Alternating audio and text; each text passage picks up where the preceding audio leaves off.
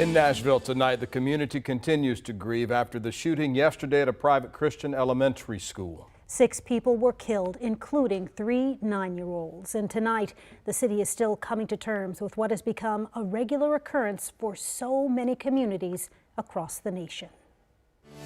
As a nation, this is not hyperbole, as a nation we owe these families more than our prayers. We owe them action.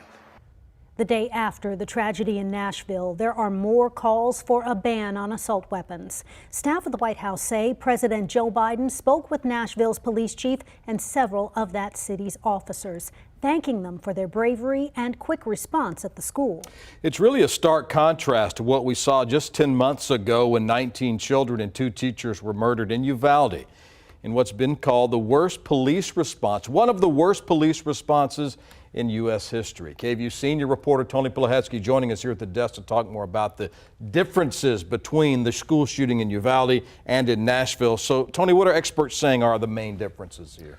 One of the biggest facts is just the amount of time. When you look at what happened in Nashville, police moved in and were able to take down that shooter within 14 minutes compared to Uvalde, when the amount of time from the first 911 call to when authorities ultimately took down that gunman, that was 1 hour and 17 minutes. But as we have seen in all of these cases, video also helps tell the story. And when you look at the body camera video from Nashville that has been released, authorities and experts say that what you see is a methodical but urgent response by law enforcement. They enter that school, they search classroom by classroom, they're communicating with each other, they trace the shooter up that flight of stairs, we've all seen it by now, and into that lobby area and take down the shooter. But in Uvalde, and we've all seen this video by now, dozens of police officers make their way into the Robb Elementary School hallway. They are pacing, they're on their phones, they are seeing more and more protective equipment arrive and still not taking action. And Tony, you were talking about seeing the video from the body cameras, and the video and details from what happened in Nashville, that was all released within 24 hours. How do you think that the shooting at Robb Elementary actually affected the approach to this most recent school shooting? What law enforcement experts, as well as open government experts, are saying is that not only did the lessons learned from Uvalde possibly help drive the law enforcement response, the actions that police took in Nashville, but in addition to that, also really underscored the need to get information out to the public as quickly as possible so that the public fully understands what exactly happened that day. Keep in mind, we are now 10 months from the Uvalde school shooting on May 24th, 2022.